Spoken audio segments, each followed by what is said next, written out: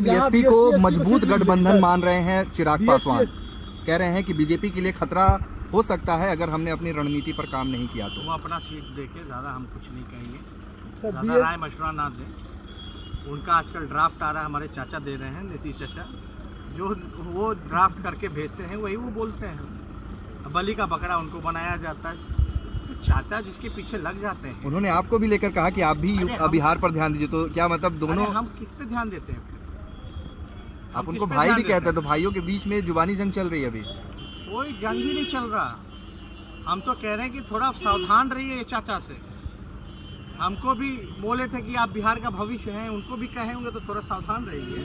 उपेंद्र कुशवाहा जी को भी बोले, अशोक चौधरी को भी बोले, सन ऑफ मल्लाह को भी बोले हैं, किसको नहीं बोले हैं नीतीश कुमार जी ये बात? तो चिराग जी थोड़ा सावधान रहिए। नीतीश कुमार की बोली बोल रहे हैं, पीछे पड़ जाते हैं।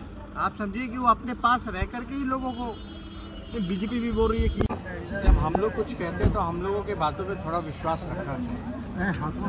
और कल साफ तौर पे ये कहा है कि ये जो मुलाकात जो है शिष्टाचार का मुलाकात था और इतना बड़ा कदम उठाया गया है जो कि हम मानते हैं ऐतिहासिक कदम उठाया गया है। देश को, संविधान को बचाने के लिए जिस प्रकार से ये गठबंधन एक हुआ है, दोनों पार्टियां एक हुई हैं, गठबंधन हुआ, जो लालू जी ने कल्पना की थी वो साकार हुआ। और आप समझिए कि बीजेपी को बिहार और यूपी से करारी हार की शुरुआत हो चुकी है। क्या आरजेडी यूपी लोकसभा में उतरेगी? यूपी से लोकसभा के चुनाव लड़ेगी आरजेडी? कोई सवाल ही नहीं पैदा होता। इस तरह की बातें अगर की जाती हैं, कौन कहां से चुनाव लड़ेगा, नहीं लड़ेगा। अभी इस मामले में यूपी में हम लोग चुनाव लड़ेंगे नहीं लड़ेंगे, ये हमारी पार्टी में अभी कोई चर्चा का विषय नहीं रहा।